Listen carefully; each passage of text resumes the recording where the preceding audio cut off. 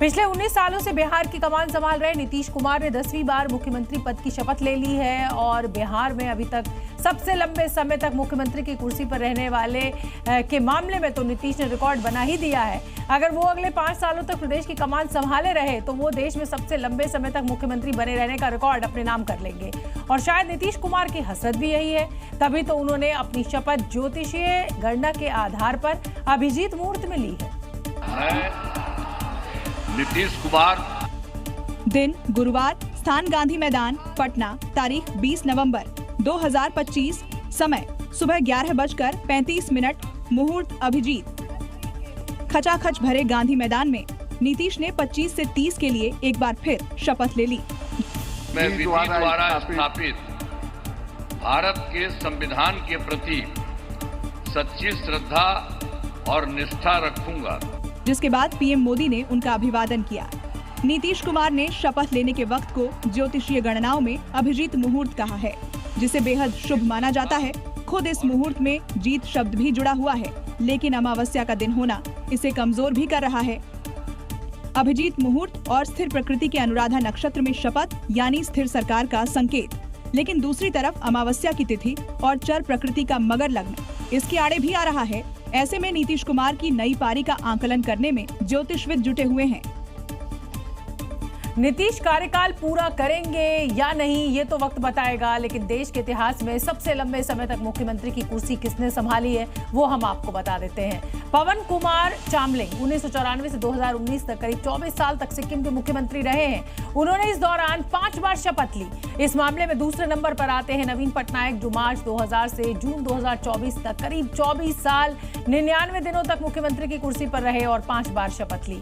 तीसरे नंबर पर आते हैं ज्योति बासु, 1977 से साल 2000 तक यानी 23 साल पश्चिम बंगाल की कमान संभाली है ज्योति बासु ने। इन्होंने भी 5 बार शपथ ली है। अरुणाचल प्रदेश के मुख्यमंत्री के तौर पर गेंगोंग अपांग इस लिस्ट में चौथे नंबर पर है। पहला कार्यकाल 1980 से 1999 तक और दूसरा 2003 से 2007 तक, तो करीब 23 साल का कार्यकाल इन्होंने पूरा किया।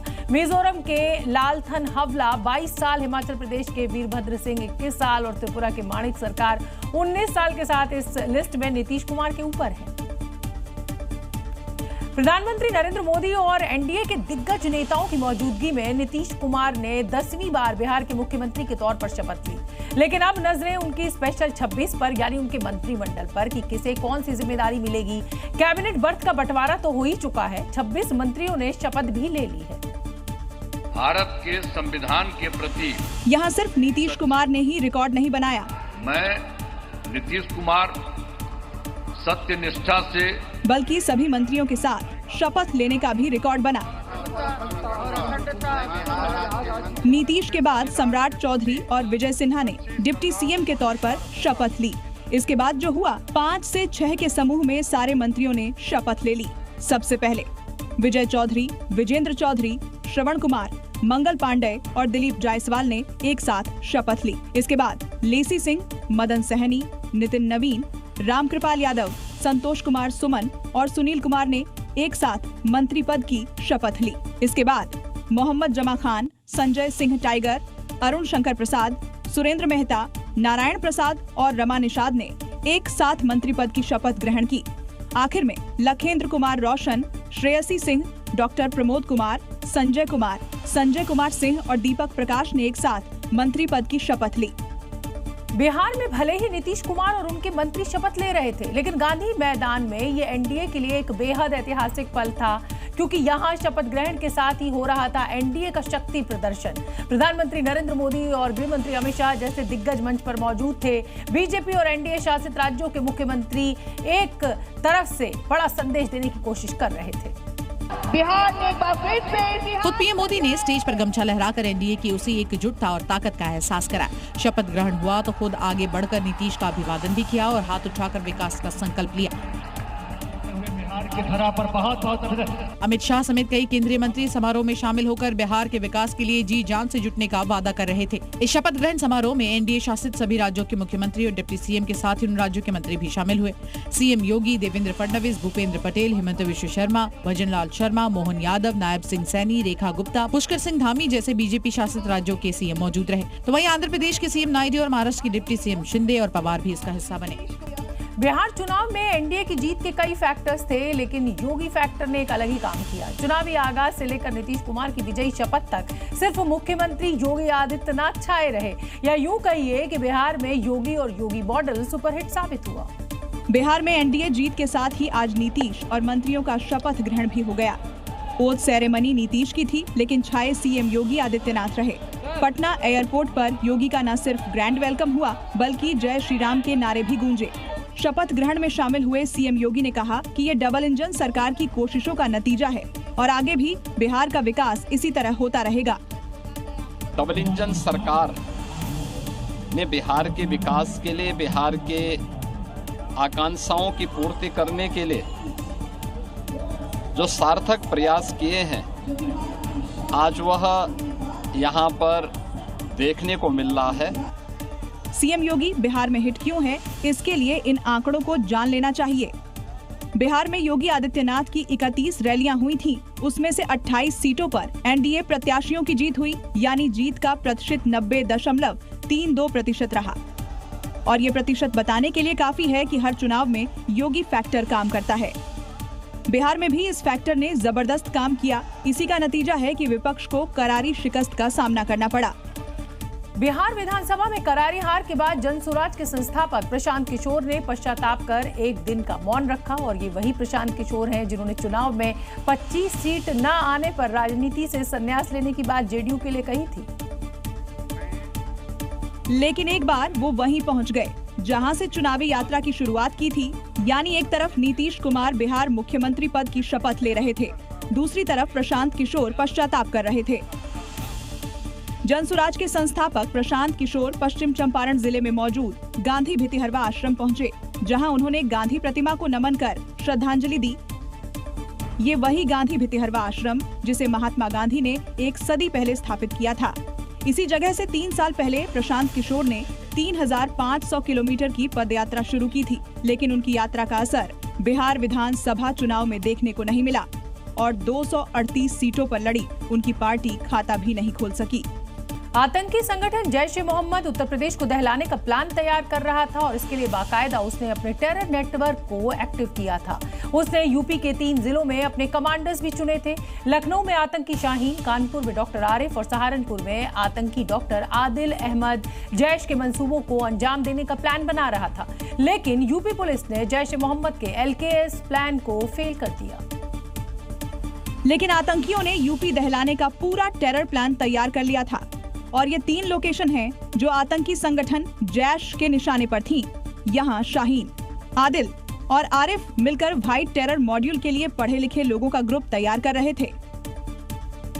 जैश ने लखनऊ की जिम्मेदारी डॉक्टर शाहीन और उसके भाई परवेज को दी थी, जबकि सहारनपुर में डॉक्टर आदिल नेटवर्क तैयार कर रहा था।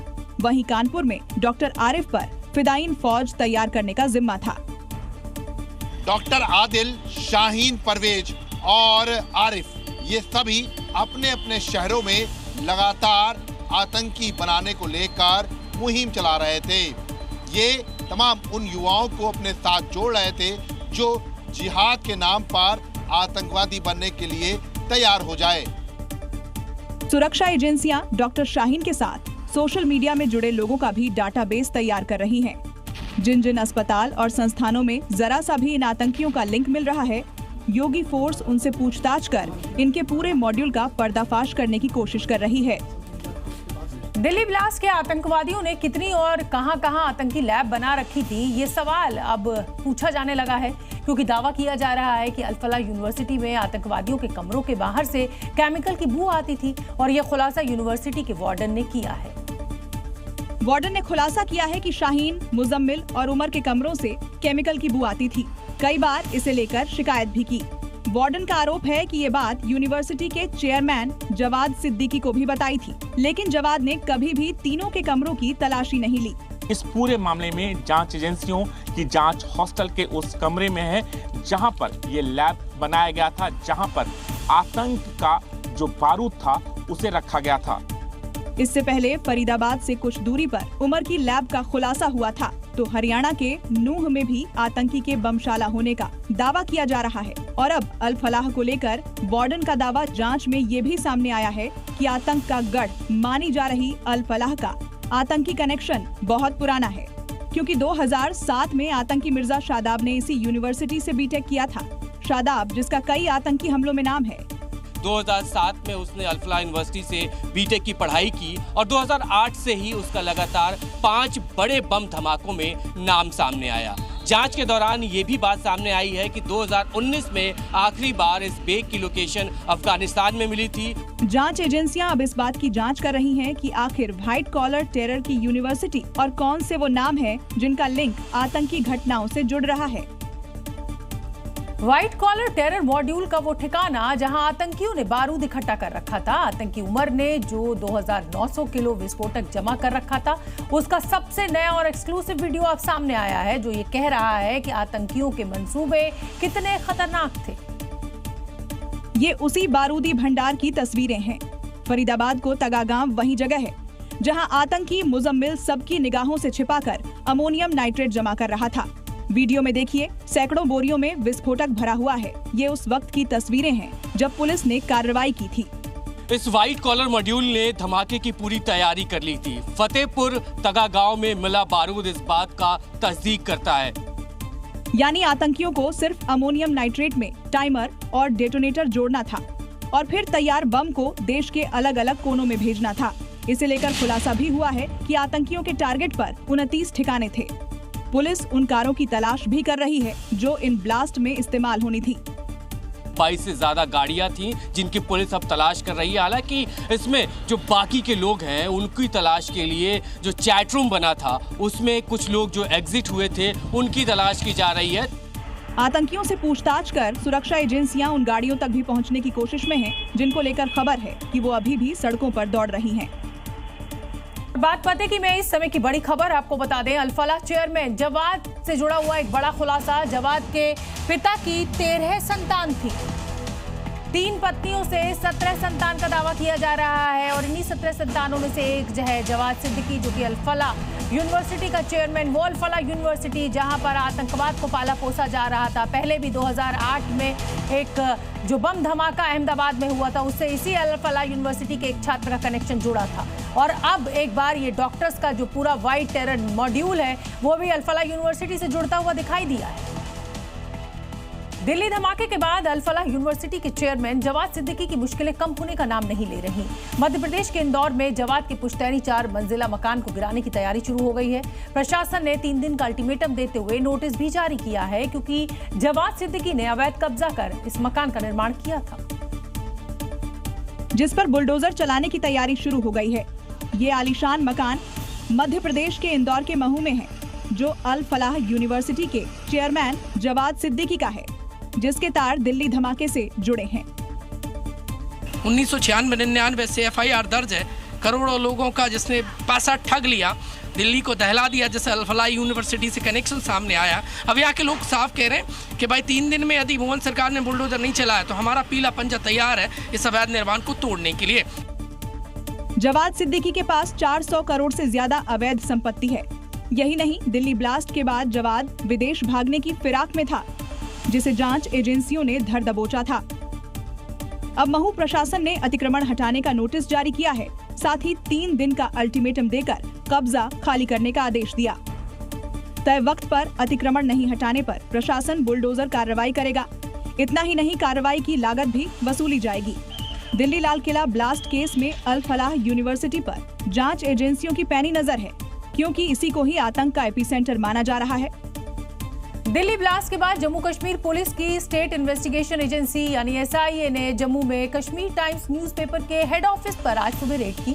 इस रेड में AK-47 की गोलियां, पिस्टल और ग्रेनेड का लिवर बरामद किया गया। SIA का कहना है कि ये कार्रवाई बड़े एंटी टेरर ऑपरेशन का हिस्सा है। SIA की टीम ने कश्मीर टाइम्स के ऑफिस की तलाशी ली। टीम ने कई डॉक्यूमेंट, कंप्यूटर और डिजिटल डिवाइस को चेक किया और कई डॉक्यूमेंट जब्त किए। लेकिन चौंकाने वाली बात तब सामने आई जब रेड के दौरान इस ऑफिस से गोला बारूद भी बरामद हुआ है। इस ऑफिस के अंदर से अम्युनिशन जो है वो रिकवर किया गया है। AK-47 और इसके साथ साथ जो पिस्टल हैं उसके जिंदा राउंड जो है वो बरामद किए गए और इसके साथ साथ 3 जो लिवर हैं ग्रेनेड के वो रिकवर किए गए। और इस मामले में पब्लिकेशन और उनके प्रमोटर्स के खिलाफ मामला दर्ज किया गया है। आरोप है कि ये अखबार देश विरोधी गतिविधियों को बढ़ावा देने में शामिल है। इससे पहले कश्मीर टाइम्स न्यूज़पेपर के जम्मू और कश्मीर दफ्तर में देश विरोधी कंटेंट लिखने पर छापेमारी होती रही है। साल 2020 में इसके श्रीनगर ऑफिस को भी कुछ समय के लिए सील कर दिया गया था। फिलहाल अखबार ने अपना प्रिंट एडिशन बंद कर रखा है और ये सिर्फ डिजिटल तौर पर ही चल रहा है। जम्मू कश्मीर बीते कई दशकों से आतंक की आग में झुलस रहा है। हजारों जिंदगियां ये अभी तक लील चुका है। 2019 में मोदी सरकार ने अनुच्छेद 370 हटाया तो इस पर कुछ अंकुश जरूर लगा, लेकिन व्हाइट कॉलर मॉड्यूल के खुलासे ने अब ये भ्रम भी दूर कर दिया। ये मॉड्यूल आतंकी बुरहान वानी वाले मॉडल की याद दिला रहा है। जब बुरहान घाटी के युवाओं का रोल मॉडल बन गया था, वो आतंकवाद का पोस्टर बॉय बन गया था। यहाँ तक कि 8 जुलाई 2016 को जब हिजबुल मुजाहिदीन का ये आतंकी मारा गया तो उसके जनाजे ने भी घाटी को अशांत कर दिया। करीब 3 साल बाद 370 हटा।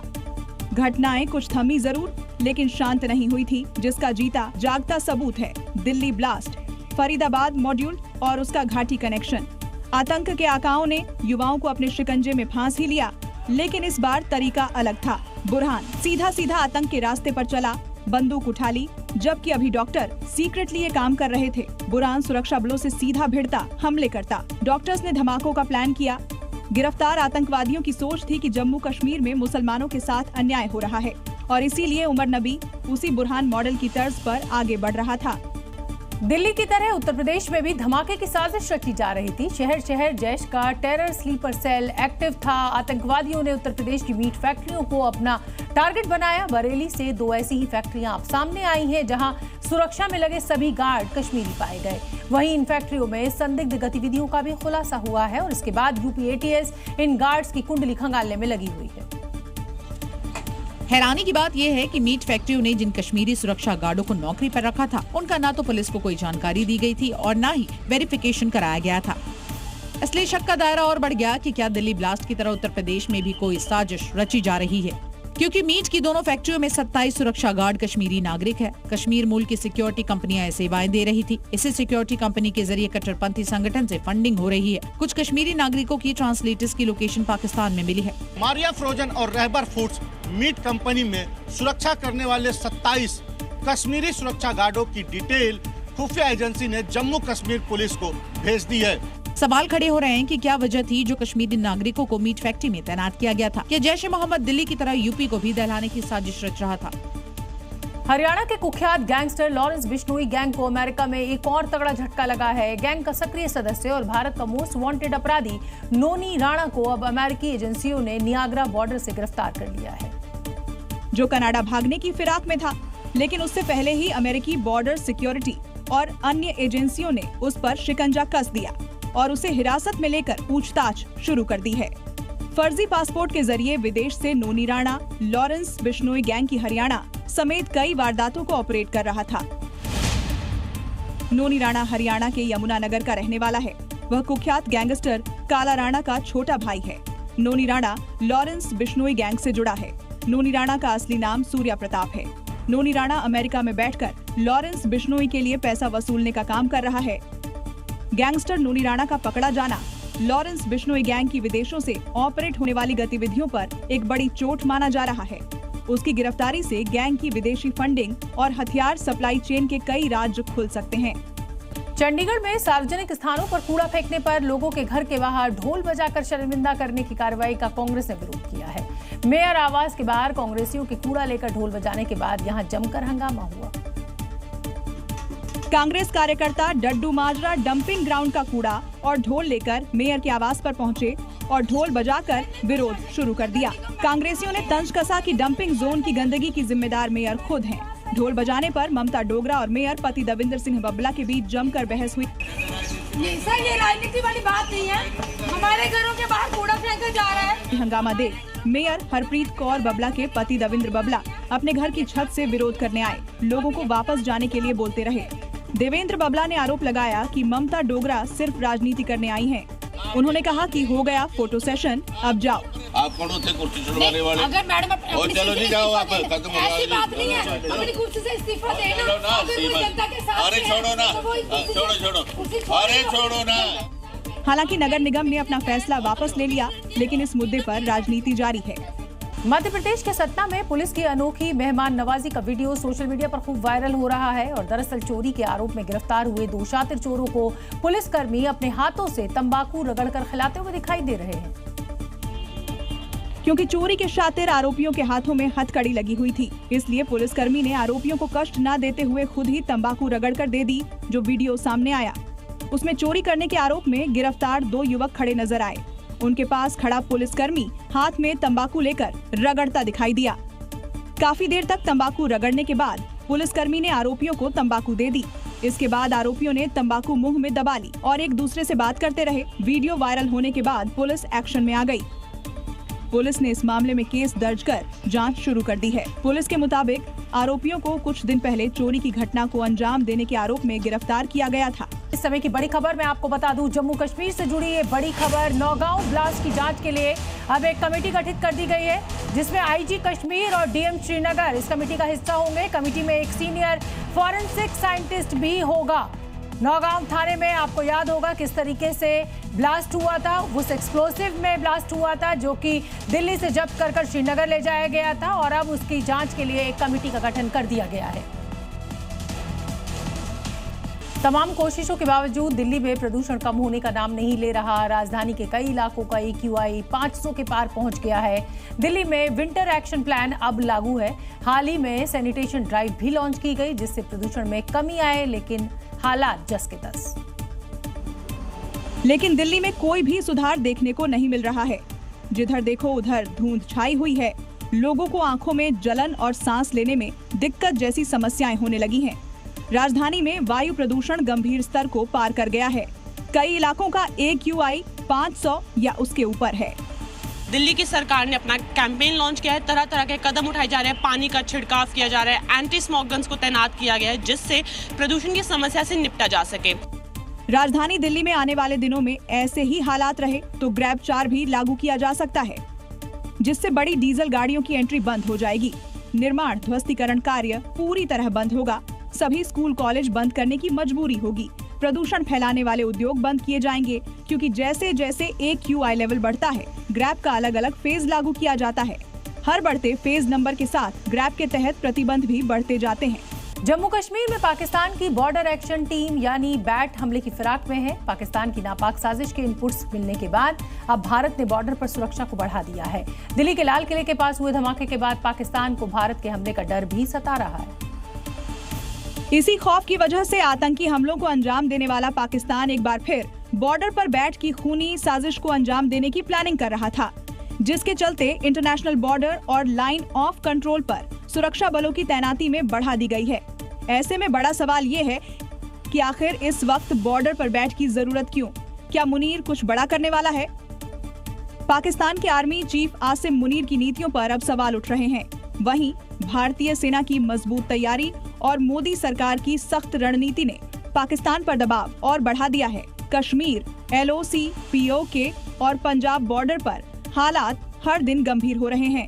पाकिस्तान की ओर से सीज फायर उल्लंघन, ड्रोन घुसपैठ और आतंकी गतिविधियों में अचानक बढ़ोतरी देखी जा रही है, जिसका जवाब भारत ने कई बार कड़े तरीके से दिया है। पाकिस्तान इस वक्त बेहद परेशान है। एक ओर बलोच लड़ाकों ने नाक में दम कर रखा है, तो दूसरी तरफ TTP उसकी सेना और आर्मी को निशाना बना रही है। अफगानिस्तान से लगती सीमा पर पाकिस्तान को अपनी चौकियों की सुरक्षा का डर अब सता रहा है। पहले ये तस्वीरें देखिए।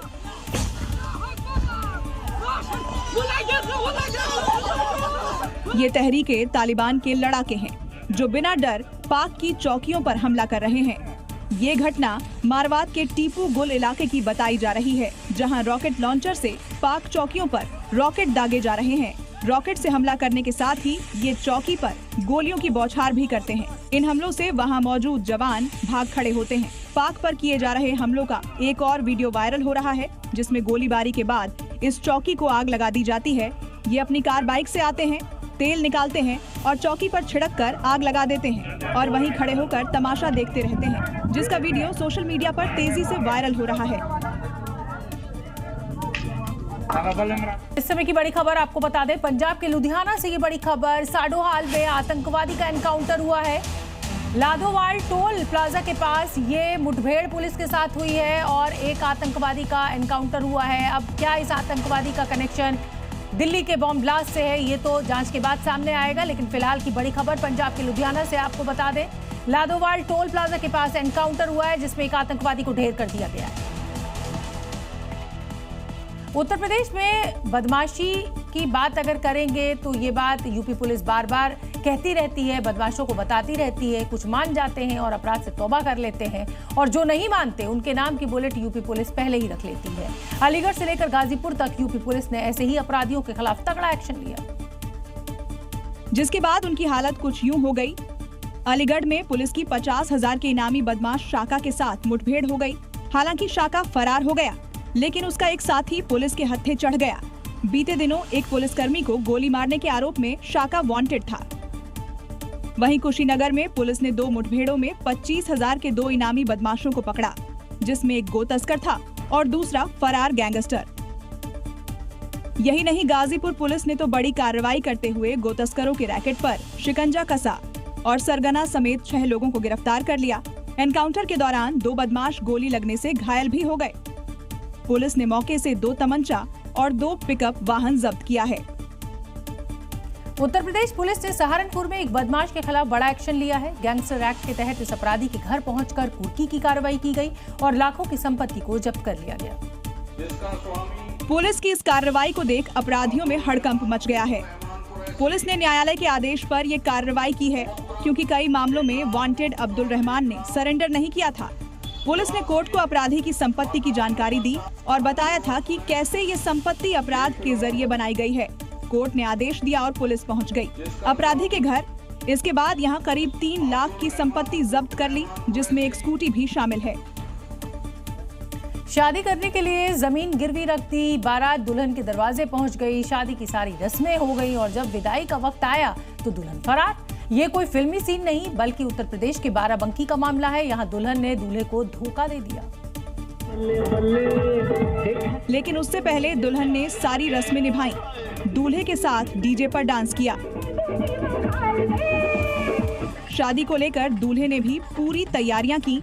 बैंड बाजा के साथ दुल्हन के दरवाजे पर पहुंचा, लेकिन विदाई से पहले दुल्हन दूल्हे को धोखा देकर प्रेमी के साथ फरार हो गई।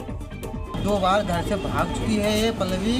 हाँ। और आज हमको गांव में मालूम चला है। अच्छा। हाँ, तब ये पल्लवी आज फरार हुई। तो बताया गया कि दूल्हे ने 3 बीघा जमीन गिरवी रखकर 11 गाड़ियों के साथ 90 बाराती लेकर पहुंचा था।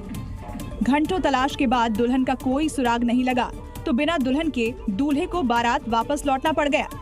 दूल्हे पक्ष ने दुल्हन पक्ष के खिलाफ थाने में शिकायत देकर कार्रवाई की मांग की।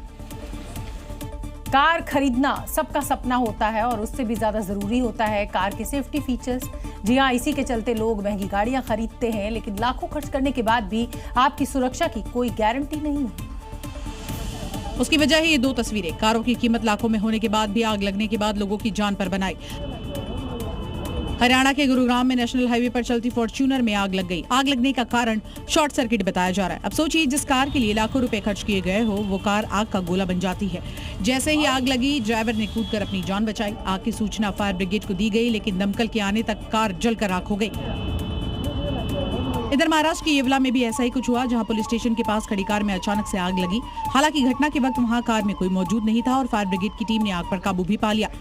जिस तरह से मामले सामने आए हैं, उसके बाद कंपनियों को चाहिए कि कारों में लोगों की सुरक्षा का खास ध्यान रखा जाए ताकि किसी की जिंदगी ना जा पाए। बड़ी खबर नेपाल से आपको बता दें, नेपाल में जेनजी ने हिंसक प्रदर्शन किया है। पूर्व प्रधानमंत्री ओली की पार्टी सीपीएन यूएमएल कार्यकर्ता और प्रदर्शनकारी जेनजी आपस में भिड़े।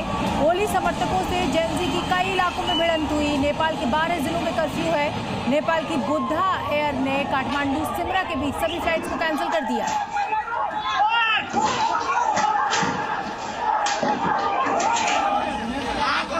हिंसक प्रदर्शन को देखते हुए 12 जिलों में कर्फ्यू जारी।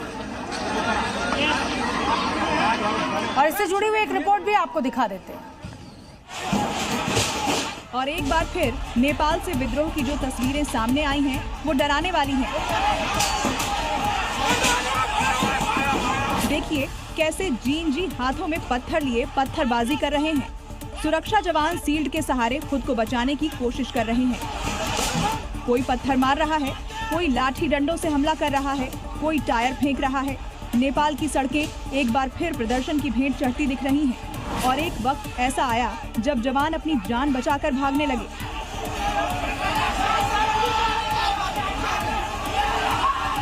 स्थिति अचानक तब बिगड़ गई जब युवा प्रदर्शनकारियों और सीपीएन यूएमएल कार्यकर्ताओं ने नेपाल के 12 जिले में रैलियां आयोजित की। इसके बाद दोनों समूहों के बीच झड़पें शुरू हो गईं। फिर प्रशासन ने एहतियातन एयरपोर्ट के पास और कई अन्य जगहों पर कर्फ्यू लगा दिया। उत्तर प्रदेश में एसआईआर का काम तेजी से हो रहा है। 4 दिसंबर तक फॉर्म भरकर जमा करना है, लेकिन बस्ती में काम में लापरवाही बरतने पर एसडीएम साहब बीएलओ पर ही भड़क गए। जमकर कैमरे के सामने ही बीएलओ की क्लास लगा दी। दरअसल एसडीएम साहब एसआईआर फॉर्म कलेक्ट करने वाले बूथ पर पहुंचे थे, लेकिन शिकायत मिली कि जिस बीएलओ की ड्यूटी लगाई गई है वो काम ही नहीं कर रहे। बस फिर क्या था, एसडीएम साहब भड़क गए। तक एक भी फॉर्म नहीं भरा है इसने, एक भी फॉर्म नहीं भरा है। लिखो तहरीर लिखो, एक सादा पन्ना लाओ, सादा पन्ना लाओ, तहरीर लिखो और उसमें ये भी लिखना कि विभागीय अधिकारी वीडियो इन लोगों के द्वारा कोई सहयोग नहीं किया गया, इसलिए 0। इनके खिलाफ भी इनके दोनों लोगों के मुकदमा लिखो, लाओ तहरीर लाओ। बात जब एफआईआर तक आ गई तो बीएलओ और विभागीय अधिकारी हाथ जोड़ने लगे, लेकिन एसडीएम साहब ने सीधे सीधे नौकरी छोड़ने तक की हिदायत दे दी। विकास विभाग के जितने तुम लोग हो ना, तुम लोग एक भी काम नहीं करते, केवल फ्री का पैसा, केवल फ्री का पैसा। छोड़ दो ना नौकरी, काम नहीं करना है तो। लोग अपने फॉर्म जमा करने के लिए बूथों पर जा रहे हैं, लेकिन ऐसे लापरवाह अधिकारी भी हैं जिन्हें जनता से कोई मतलब नहीं। जैसलमेर के रामगढ़ इलाके में उस समय हड़कंप मच गया जब एक ड्रोन आकर एक खेत में गिर गया। ड्रोन गिरने के बाद ग्रामीणों में खौफ फैल गया, तो वहीं उसके पाकिस्तान से आने की आशंका भी जताई जाने लगी। ऐसा इसलिए क्योंकि जैसलमेर से पाकिस्तान की दूरी महज 700 किलोमीटर के करीब है। ऐसे में इसके पाकिस्तान के जासूसी ड्रोन होने को लेकर सवाल खड़े होने लगे। जानकारी लगते ही ग्रामीणों ने पुलिस को अहम जानकारी दी। पुलिस ने मौके पर पहुंचकर ड्रोन को खेत से हटाया और एयरफोर्स के अधिकारी को बताया। मौके पर पहुंचे एयरफोर्स की टीम ने बताया कि एयरफोर्स का ही यूएवी ड्रोन था, जो कि तकनीकी खराबी की वजह से इस खेत में गिर गया। ये ड्रोन डेली प्रैक्टिस के लिए उड़ान भर रहा था। जमीन पर गिरने के बाद ये ड्रोन कई फीट तक घिसटते हुए गया, जिससे आगे का हिस्सा क्षतिग्रस्त हो गया और इसी के साथ ही ड्रोन के पाकिस्तान के होने की आशंका खत्म हो गई। बरेली के मीरगंज में पिछले 4 दिनों से खेत में खड़ा खराब हेलीकॉप्टर आखिरकार उड़ान भरने में सफल रहा। सेना और तकनीकी टीम की कड़ी मेहनत का नतीजा अब सामने आया जब हेलीकॉप्टर का परीक्षण सफल रहा। जिसकी तस्वीरें सामने आई हैं। 4 दिन से किसानों के खेत में खड़ा ये हेलीकॉप्टर स्थानीय लोगों के लिए चर्चा का विषय बना हुआ था, लेकिन गुरुवार शाम करीब 4 बजे सेना के अधिकारियों के निर्देश पर आखिरकार हेलीकॉप्टर ने सफल परीक्षण उड़ान भरी। तकनीकी टीम लगातार 4 दिनों से हेलीकॉप्टर की खराबी को दूर करने में जुटी थी। मौसम और परिस्थितियों को ध्यान में रखते हुए टीम ने कई चरणों में टेस्टिंग की। इसके बाद गुरुवार शाम हेलीकॉप्टर को रन अप दिया गया और कुछ ही देर में वो हवा में सफलतापूर्वक उड़ान भरता नजर आया। हेलीकॉप्टर के उड़ान भरते ही मौके पर मौजूद ग्रामीणों और किसानों ने राहत की सांस ली। सेना के अधिकारियों ने बताया कि हेलीकॉप्टर को सुरक्षित स्थान पर पहुंचाया जा रहा है और आगे तकनीकी जांच भी की जाएगी। महाराष्ट्र के नासिक में तेंदुओं से बचने के लिए स्कूल के छात्रों को सेल्फ डिफेंस की ट्रेनिंग दी गई। दरअसल यहां तेंदुए की दहशत से स्कूलों में छात्रों की संख्या में लगातार कमी देखने को मिल रही थी। छात्रों की संख्या बढ़ाने के लिए स्कूल के टीचर्स ने 1 स्टिक फॉर सेल्फ डिफेंस पहल की शुरुआत की, जिसमें भारी संख्या में छात्र छात्राओं ने हिस्सा लिया। इस दौरान छात्र छात्राओं ने तेंदुए का सामना करने के लिए छड़ी से ट्रेनिंग ली। बताया गया कि तेंदुए की दहशत से लगातार स्कूलों में छात्रों की संख्या घटती जा रही थी। टीचर्स ने छात्रों की संख्या बढ़ाने के लिए 1 स्टिक फॉर सेल्फ डिफेंस की शुरुआत की, जिसके तहत बच्चों को सिखाया गया कि रास्ते में तेंदुआ दिखने या उसके हमला करने पर किस तरह से बचना है। यही नहीं, बच्चों को ये भी निर्देश दिए गए कि स्कूल जाएं या फिर कहीं बाहर अपने साथ छड़ी जरूर रखें।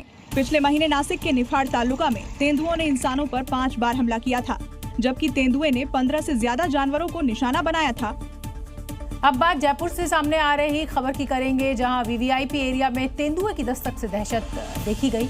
तेंदुआ मंत्री के घर समेत स्कूल में दीवार फांदता दिखा। कड़ी मशक्कत के बाद वन विभाग की टीम ने इस तेंदुए को काबू पाया। जल संसाधन मंत्री सुरेश सिंह रावत के बंगले से तेंदुए की तस्वीर भी सामने आई है। आप देख सकते हैं कैसे तेंदुआ यहाँ बंगले की बाउंड्री वॉल के सहारे छिपा है। कभी वो घर की दूसरी तरफ चहलकदमी करता है तो कभी घरों की दीवार फांदता हुआ दिखाई दे रहा है। ये पूरी वारदात आज सुबह तकरीबन 9 बजे की है, जब खूंखार तेंदुआ जयपुर के BVIP एरिया सिविल लाइंस में पहुंच गया। मंत्री के बंगले के अलावा वहां बनी एक स्कूल में भी तेंदुए की चहलकदमी देखी गई। खौफ की वजह से बच्चों को स्कूल के कमरे में बंद कर दिया गया। सूचना मिलने पर वन विभाग की टीम ने यहां पर रेस्क्यू टीम को भेजा। तकरीबन 3 घंटे की मशक्कत के बाद यहां पर तेंदुए को ट्रैंकुलाइज किया गया। उसके बाद इसे झालाना रिजर्व ले जाया गया। आपको बता दें कि जयपुर के सिविल लाइन से राजभवन, CM आवास समेत कई मंत्रियों के बंगले हैं। ऐसे में सवाल ये उठता है कि जंगल से तकरीबन 7 किलोमीटर की दूरी तय करके तेंदुआ रिहायशी इलाके तक कैसे पहुंचा। इंडोनेशिया के जावा द्वीप पर माउंट सेमेरू ज्वालामुखी जोरदार तरीके से फटा। गर्म लावा के बहाव और राख की बारिश से कई गाँवों में अंधेरा छा गया। ज्वालामुखी में कई भयानक विस्फोटों के बाद अलर्ट जारी कर दिया गया। कई गाँवों को खाली भी कराया गया है। ये ज्वालामुखी पहले भी कई बार फट चुका है, लेकिन ताजा विस्फोट बहुत शक्तिशाली बताया जा रहा है। ज्वालामुखी से धुआं, राख और गर्म चट्टानों का बादल निकलने लगा। ये ज्वालामुखी इंडोनेशिया के सबसे घनी आबादी वाले आइलैंड पर है। लोगों को सावधानी के तौर पर ज्वालामुखी के कुछ किलोमीटर के अंदर रहने की सख्त चेतावनी दी गई है। देश की नेशनल डिजास्टर एजेंसी ने बताया कि राख का गुब्बार हवा में 13 किलोमीटर तक उठा। माउंट सेमेरू से लावा और गैस के मिक्सचर वाली गर्म राख निकलती रही। राख के गर्म बादल सतह से 2 किलोमीटर ऊपर तक उठे। अभी तक किसी की मौत की खबर नहीं है, लेकिन अधिकारी आगे के खतरे की चेतावनी दे रहे हैं। इंडोनेशियाई सरकार ने एक बयान जारी कर लोगों से सावधानी बरतने की अपील की। इससे पहले 2021 में सेमेरू में हुए एक विस्फोट में 50 से ज्यादा लोग मारे गए थे और 5000 से ज्यादा घर तबाह हो गए थे। यूएई में आज सुबह अचानक घने कोहरे ने लोगों को चौंका दिया। कई इलाकों में विजिबिलिटी 0 हो गई और इससे आगे देखना मुश्किल हो गया। बदलते मौसम की दस्तक के बीच सोशल मीडिया पर दुबई के बुर्ज खलीफा के फॉग में गायब होने की तस्वीरें भी खूब वायरल हो रही हैं। सोशल मीडिया पर मौसम में अचानक आए इस बदलाव की तस्वीरें सोशल मीडिया पर ट्रेंड कर रही हैं, जिसमें दुबई की सबसे ऊंची इमारत बुर्ज खलीफा भी साफ नजर नहीं आ रहा है। कई इंडियन ने भी ऐसे वीडियो शेयर किए हैं जिसमें दुबई का बुर्ज खलीफा भी धुंध में नजर नहीं आ रहा। दुबई घने कोहरे की चादर में ऐसा लिपटा कि सड़क पर ट्रैफिक की रफ्तार भी धीमी पड़ गई और सब धुंधला नजर आने लगा। यूएई में फैली इस धुंध के पीछे पॉल्यूशन या फिर खराब AQI नहीं, बल्कि मौसम में आया अचानक बदलाव है। जैसे भारत के कई हिस्सों में सर्दियों में कोहरा इतना ज्यादा होता है कि चीजें दिखना बंद हो जाती हैं। ठीक वैसे ही मौसम अचानक से बदल गया है। दुबई पुलिस ने ट्वीट कर लोगों से कम विजिबिलिटी में सावधानी बरतने और स्पीड लिमिट को ध्यान में रखकर गाड़ी चलाने की अपील की है। वेनेजुएला के सबसे बड़े पेट्रोकेमिकल प्लांट परिसर में जोरदार विस्फोट के बाद आज आग लग गई और आग इतनी भीषण थी कि पूरे इलाके में माफ कीजिए धुआं फैल गया। हालांकि आग कैसे लगी इसका तो अभी पता नहीं लग पाया है, लेकिन पेट्रोकेमिकल प्लांट में लगी आग इतनी भीषण थी कि ऊंची ऊंची लपटें काफी दूर से दिखाई दे रही थी। पूरा पेट्रोकेमिकल परिसर आग की लपटों से घिरा नजर आया। वहां से आया वीडियो बेहद डरा देने वाला था। उससे निकलने वाले काले धुएं ने पूरे इलाके को ढक दिया। कुछ देर बाद हालात ऐसे हो गए कि वहां सूरज की रोशनी तक गुम हो गई और धुएं की वजह से घना अंधेरा छा गया। यही नहीं, भीषण आग ने आसपास के इलाके को भी अपनी चपेट में ले लिया। आग से वहां अफरा तफरी मच गई। आग इतनी भीषण थी कि दमकल कर्मचारी उसके पास जाने से भी डर रहे थे, जिसकी वजह से जल्दी ही उस पर काबू नहीं पाया जा सका। काफी देर बाद घटनास्थल पर आग बुझाने के लिए ज्यादा राहत कर्मी और दमकल की और गाड़ियों को लगाया गया। इन सभी ने भारी मशक्कत के बाद किसी तरह आग पर काबू पाया। हालांकि आग में किसी के हताहत होने की खबर नहीं है। संगम नगरी प्रयागराज में भी तापमान में गिरावट देखने को मिल रही है। सर्दियों ने दस्तक दी नहीं कि बाजारों में रौनक बढ़ाने लोग खूब पहुंच रहे हैं। मशहूर इलाहाबादी सुरखा अमरूद भी खूब रौनक बढ़ा रहा है इन बाजारों की। अपनी लालिमा मिठास और खुशबू के लिए दुनिया भर में पहचान रखने वाला अमरूद इस बार कश्मीरी सेब को कड़ी टक्कर देता दिख रहा है। ठंड बढ़ते ही प्रयागराज की मंडियों में इलाहाबादी सुरखा अमरूद की चहल पहल शुरू हो गई है। दूर से ही नजर आने वाला इसका सुर्ख गुलाबी रंग और मीठा स्वाद लोगों को अपनी ओर खींच रहा है। बाजारों में जैसे ही इसकी खेप पहुंची, ग्राहक टूट पड़े। बातचीत में बस एक ही नाम सुरखा। वैसे तो हम रहने वाले इलाहाबाद के ही हैं, लेकिन मैं देहरादून में सेटल्ड हूँ और जब आए हैं इलाहाबाद तो फिर ये इलाहाबाद का अमरूद न खाएं तो इलाहाबाद आना सफल नहीं हुआ। इस अमरूद की खूबी ही इसकी सबसे बड़ी पहचान है। मिठास इतनी कि एक बार चखने के बाद दूसरा फल लेने का मन ही न करे। इस बार कश्मीरी सेब की जगह सुरखा अमरूद लोगों की पहली पसंद बना हुआ है। बाजार में इसकी कीमत करीब 150 रुपए किलो चल रही है, लेकिन मांग के हिसाब से रेट बढ़ने की पूरी संभावना है, क्योंकि इलाहाबादी सुरखा सिर्फ एक फल नहीं, सर्दियों की पहचान है। तो ये थी खबरें 7 बजे की। कल फिर होगी बात पते की। नमस्कार।